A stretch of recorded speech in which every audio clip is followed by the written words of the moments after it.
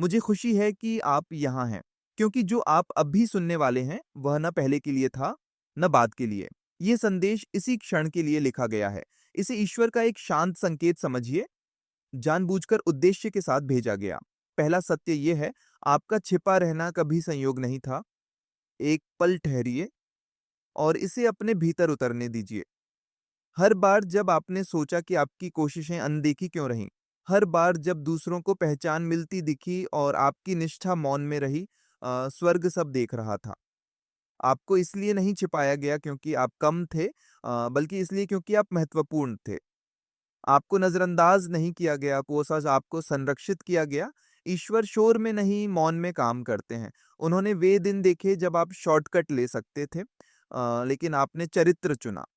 उन्होंने वे रातें देखीं जब आपने अपने ही बुलावे पर सवाल किया, फिर भी सच्चाई से समझौता नहीं किया। उस मौन का महत्व था, उस धैर्य का महत्व था, उस आज्ञाकारिता का महत्व था। शायद आपको कभी सराहना नहीं मिली, शायद आपकी गहराई को कमज़ोरी समझ लिया गया। लेकिन पृथ्वी पर मौन कभी स्वर्ग में मौन नहीं होता। जो आप ठहराव समझ रहे थे, वह तैयारी थी। जो आप अकेलापन समझ रहे थे, वह शोधन था। ईश्वर आपके भीतर कुछ ऐसा बना रहे थे जो बहुत जल्दी प्रकट होता तो टिक नहीं पाता, और अब वह समय बदल रहा है।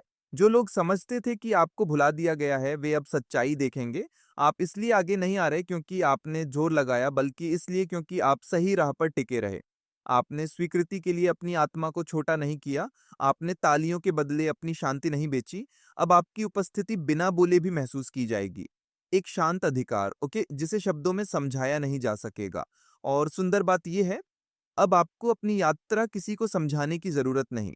आप दफ़नाए नहीं गए थे, आप रोपे गए थे, और जो ज़मीन के भीतर मज़बूत होता है, वह हमेशा और ताकत से बाहर आता है। ये किस्मत नहीं है, ये संरेखण है, ये संयोग नहीं है, ये उद्देश्य है, इसलिए पीछे मत हटिए। अपने मूल्य पर फिर सवाल मत कीजिए। जो ईश्वर अब प्रकट कर रहे हैं, उसमें पूरे खड़े हो जाइए। आप कभी भुलाए नहीं गए थे, आप तैयार किए जा रहे थे। यदि इन शब्दों ने आपके भीतर कहीं गहराई से स्पर्श किया है, तो एक पल रुकिए, इसे बसने दीजिए, और मौन सहमति के रूप में टिप्पणियों में आमीन लिखिए। ये कहने का एक तरीका है, मैं उसे स्वीकार करता हूँ जो ईश्वर मेरे जीवन में प्रकट कर रहे हैं।